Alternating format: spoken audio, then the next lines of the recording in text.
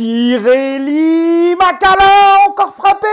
Et devinez quoi? Bayonne a encore gagné. Il y avait une place à prendre. Après 505 jours d'absence et sa blessure le 12 août 2023 contre l'Écosse, Romain Ntamak brise enfin le silence. On va parler de blessures, de sa rivalité avec Mathieu Jalibert et maintenant Thomas Ramos, et de son retour en bleu. Toulouse annonce 10 prolongations dans son équipe. Ils avaient déjà des stars, mais en plus ils les comptent. On a eu le droit à des vraies surprises en top 14 ce week-end. Et juste un truc, il faut arrêter avec ces histoires de contact à la tête. Trop c'est trop. Ceux qui font passer les consignes aux arbitres dans le top 14, mais faut les faire souffler dans l'alcotest avant. Parce qu'il y a quand même un paquet de circonstances atténuantes pour expliquer qu'un mec qui fait 120 kg hors taxe arrive à foutre son épaule dans la tronche d'un autre et que c'est pas trop grave. Il y a un faible degré de dangerosité, mais je suis pas d'accord. On les connaît maintenant les risques des commotions. Comment on peut dire ça? Vous l'avez compris, ça sera la question qui fâche en fin de vidéo. Avant ça, on va parler du Stade Français qui est allé à Toulouse avec des jeunes et ça n'a pas été si catastrophique que ça. Montpellier qui met fin à l'invincibilité de l'ASM au Stade Michelin. Pau qui respire et se donne un peu d'air mais enfonce les Bretons vantés. Le Racing ou l'art de ne pas gagner avec un match nul à domicile qui fait mal dans les têtes et un Gaël Ficou qui sort sur blessure avant la mi-temps. Est-ce qu'on commencerait pas à voir un peu l'effet Karim Ghezal du côté du Loup? 2 matchs nuls d'affilée, vous allez me dire c'est pas terrible,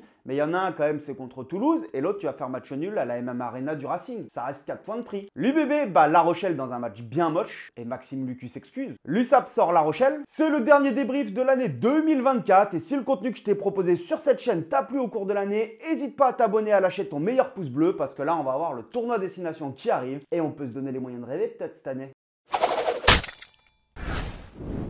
Romain Ntamak, l'ouvreur français, sort enfin du silence. Après plus d'un an sans enfiler le maillot bleu à cause de blessures, il est revenu dans une interview sur le journal L'Équipe, assez longue, sur sa rééducation, son envie évidemment de retrouver le 15 de France, et aussi sur le débat qui anime le rugby français autour du poste de numéro 10. Alors après, il a dû bien préparer son interview et peser chacun des mots qu'il a dit parce qu'il est resté très propre et très clean, mais il annonce la couleur. Je n'ai pas porté le maillot de l'équipe de France depuis 1 an et demi. Il y avait une place à prendre. La logique aurait voulu que Mathieu Jalibert prenne le relais. Il a eu l'opportunité de le faire. Ce n'est pas à moi de juger ses prestations. Si le staff lui a préféré Thomas Ramos sur les derniers matchs, je n'y suis pour rien. C'est dommage que le débat soit toujours centré sur Ntamak Jalibert, alors que lors de la tournée de novembre, Thomas a été très bon et qu'il est devenu le numéro 1 au poste. Tape un petit peu en touche, mais sans trop taper en touche, en expliquant que, effectivement, Thomas Ramos est passé le numéro 1 au poste. Alors c'est intéressant cette déclaration parce que oui, il est passé numéro 1 au poste parce que Ntamak est blessé. Et il arrive quand même à glisser que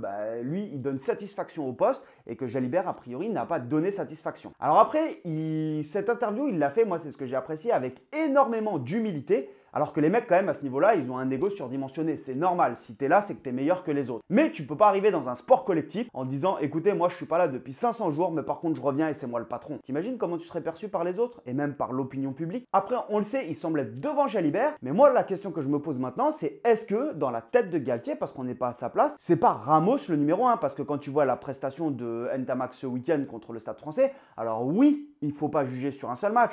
Mais sa prestation, elle n'est pas monstrueuse ce week-end. Et donc, est-ce qu'il va réussir à retrouver un niveau de jeu suffisant pour postuler en équipe de France?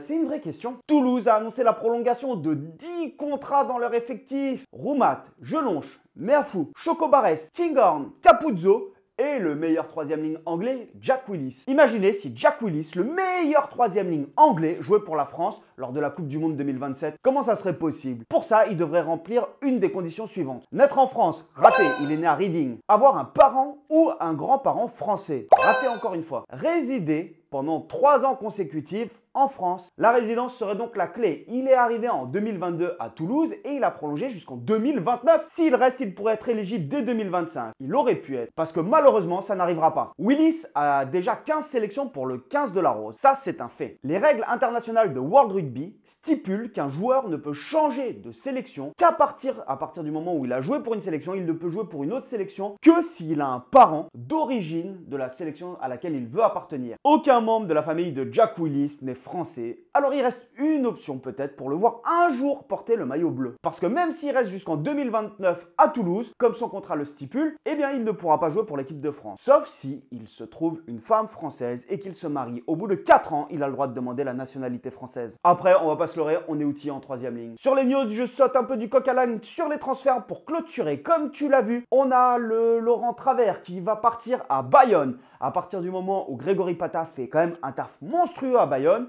la question que je me pose, c'est comment est-ce qu'il va le prendre, le fait qu'il y ait quelqu'un qui arrive au-dessus de lui alors qu'il a fait un bon taf. Parce que tu as Tourtoulou qui débarque au Racing, et alors là, il a annoncé quand même, tu vois le truc, venir gros comme une patate. J'ai toute ma confiance en Stuart Lancaster. Généralement, quand ils annoncent ça, le mec, tu sais que c'est fini dans un mois. On va voir.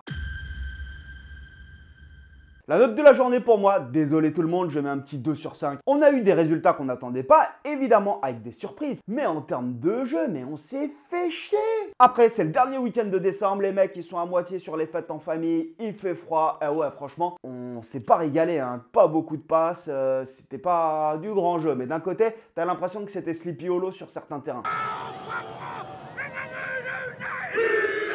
Le point sur le classement avec l'UBB et Toulouse toujours en tête. Toulon est aux prises avec Bayonne à la 3e place. L'ASM et La Rochelle, malgré une défaite, restent dans le top 6. Ça en dit long sur leur performance cette saison pour se permettre d'avoir des points d'avance. Montpellier commence à regarder vers les places qualifiables. Ça, c'est une grosse surprise. Après, on a un ventre mou pour le moment et Van dans les tréfonds. Ça va être chaud pour eux et c'est d'ailleurs leur manager, Jean-Noël Spitzer, qui annonce qu'il subissait le top 14 cette saison. Et je pense qu'il y a beaucoup de vrai dans cette déclaration et que tu as besoin de t'habituer à ce format de championnat qui est ultra dense où tu sais pas trop quand est-ce que tu peux faire tourner, pas faire tourner, tu sais... Chaque erreur se paye vraiment cash et je pense que c'est une saison d'apprentissage justement pour les Vantés.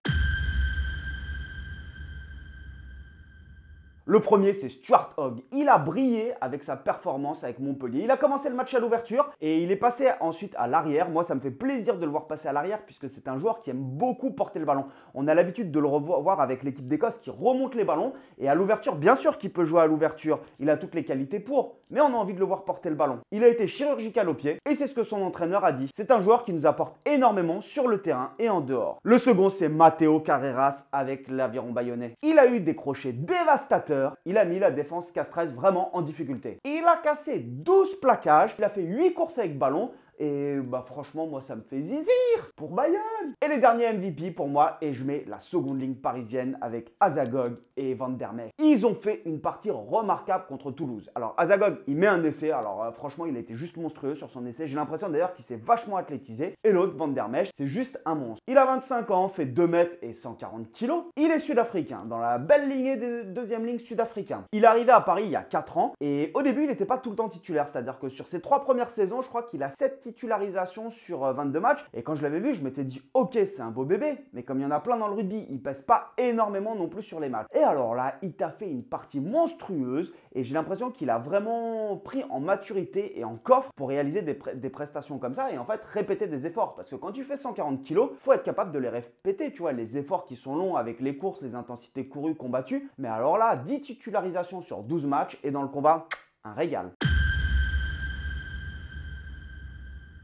Toulouse et son armada recevaient le Stade Français Paris dimanche soir. Quand j'ai vu la composition de l'équipe du Stade Français, je me suis dit aïe aïe aïe, mais en fait ça va pas être marrant. Ils vont se faire laminer. Mais d'un côté, tu peux pas les blâmer. Quand tu vas à Toulouse et que Toulouse en plus met son équipe cadre, tu te dis juste en fait on fait tourner, c'est pas grave, c'est un match à 0 points. Et sans méchanceté, hein, quand tu vois le jeune Isaac Kofi, le pilier gauche qui a été formé à Bayeux. D'ailleurs, je passe une dédicace au COMB, c'est le club de Bagneux en Ile-de-France qui est un très bon club formateur. Et ces deux potes à moi qu'entraînent, ils sont allés avec leur équipe de Régional 1 l'année dernière en demi-finale du championnat de France. Ils débarquent en Fédéral 3 et là, ils sont premiers de Fédéral 3 alors qu'ils payent 0 joueur. Bien joué Valdo. Bref, le jeune Isaac Kofi, il a passé une sale soirée en mêlée fermée. Il s'est fait ouvrir par Dorian Aldeguerri. Et quand tu vois ça, tu te dis mais tu vas avoir un match en fait qui est inintéressant. Et finalement, ils ont fait une belle petite prestation avec leurs armes, le Stade Français. Toulouse gagne avec le bonus offensif 38-23, donc tu peux te dire c'est une petite prestation de Toulouse, ils ont quand même mis 38 points. Et c'est triste, hein, tu te dis que quand t'en prends que 38 à Toulouse, t'as fait un bon match. Aïe aïe aïe. Alors les Soldats Roses, ils ont joué avec leurs armes sans trop avoir le ballon. D'ailleurs, ça se traduit un peu avec les stats où ils ont fait que 64 passes et ils ont mis 18 coups de pied. Donc ça fait un ratio de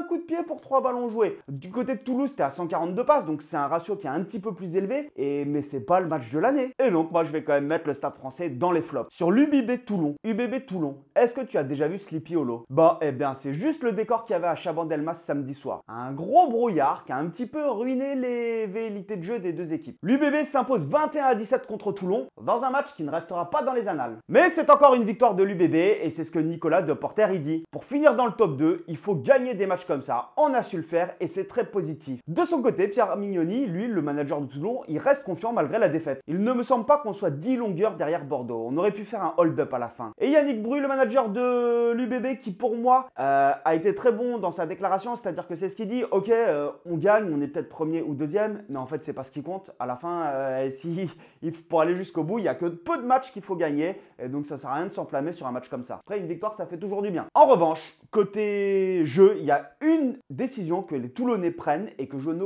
comprends pas. Il y a 21-17 à la 76e minute de jeu. Ils ont une pénalité. Et là, ils décident de prendre les points. Ils ne passeront pas la pénalité. S'ils passent la pénalité, effectivement, ils reviennent à 21-20 à un coup de fusil. Il restera 2 minutes, mais ils auront 80 mètres à remonter. La question que je me pose, c'est pourquoi est-ce qu'ils ne vont pas prendre la pénale touche pour jouer la gagne? Ils ont déjà le point de bonus défensif. À partir du moment où tu as ce point de bonus défensif, mais tu dois même avoir envie d'aller chercher plus haut. Tu dois avoir cet ego qui te dit, moi je viens gagner à Bordeaux. Tu peux pas te contenter de dire, ok, on sécurise le bonus défensif et on joue ça à coup de 3 points. En plus, tu sors de plutôt grosses prestations en Champions Cup, etc.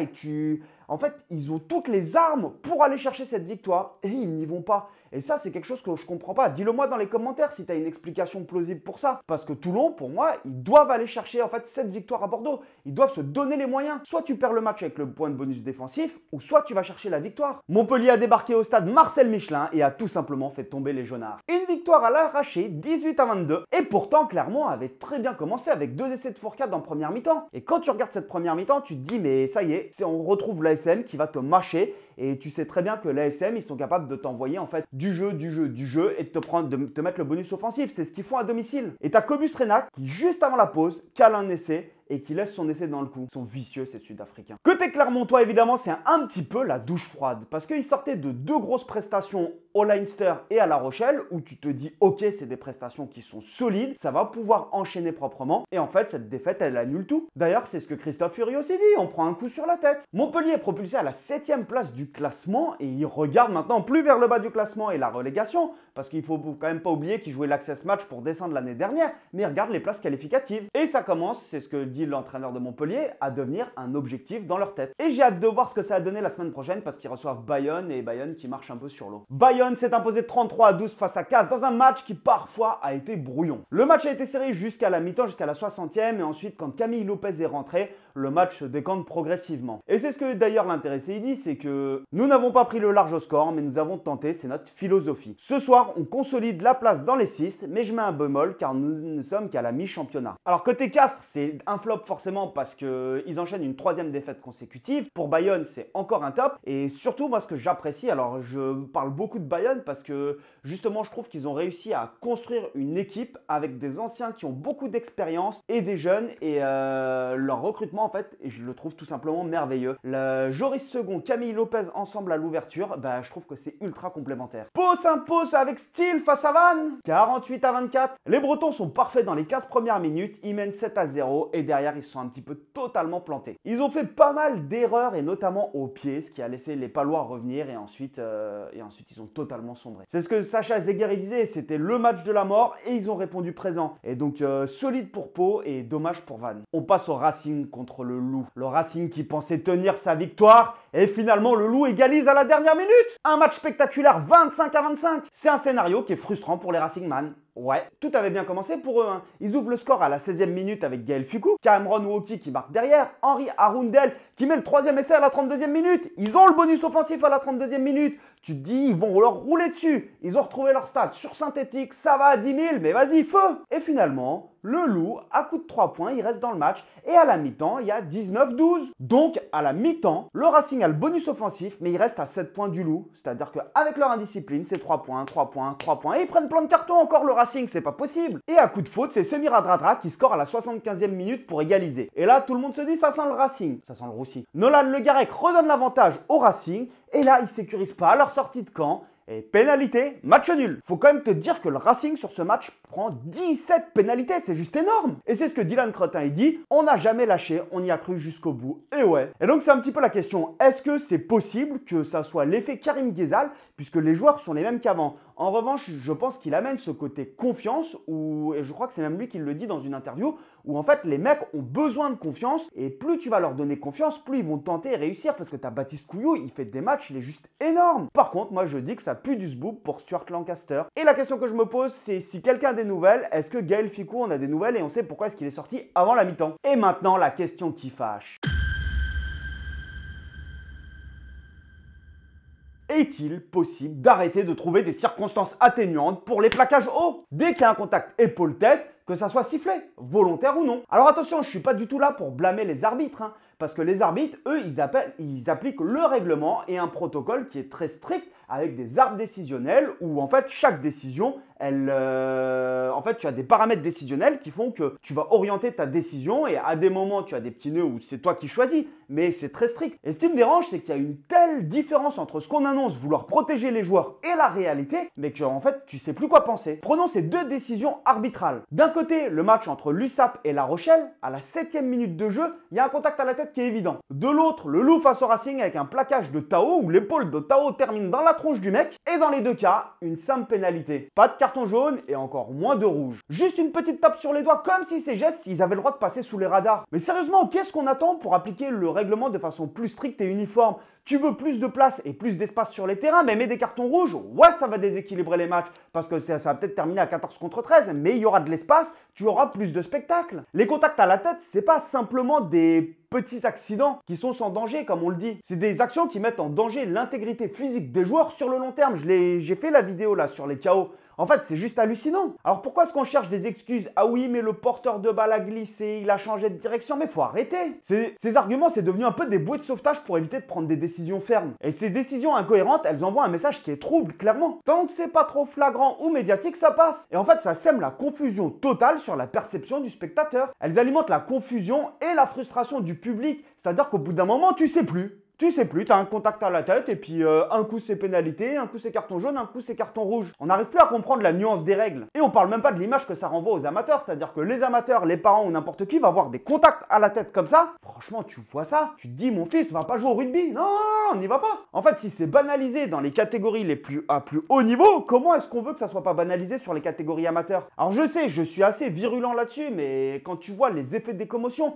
en fait, tu peux pas rester neutre. J'aime tellement ce sport que, en fait, tu te dis, ouais, là, ce qui va se passer, ça va pas être marrant. Tous les week-ends, tu as des histoires de chaos. Tous les week-ends, tu as des histoires qui sont tristes, clairement tristes, des tragédies. Et on peut pas passer à côté. Dis-moi ce que t'en penses dans les commentaires. Est-ce que ça serait une bonne solution de mettre un carton rouge dès qu'il y a un contact à la tête, involontaire ou non? Et à la limite, ouais, tu passes sur le carton rouge de 20 minutes ou derrière, tu fais rentrer un joueur. Mais ça veut dire qu'au bout d'un moment, il y aurait 5 ou 6 cartons rouges par match. Les mecs, il y aurait peut-être plus d'espoir qui joueraient et ça serait différent. Je sais pas, mais il faut trouver une solution. Voilà, j'espère que cette vidéo, elle t'a plu. J'ai pas parlé de La Rochelle-Perpignan, mais bravo à l'USAP qui a gagné. Et on se revoit l'année prochaine. Topette l'ami.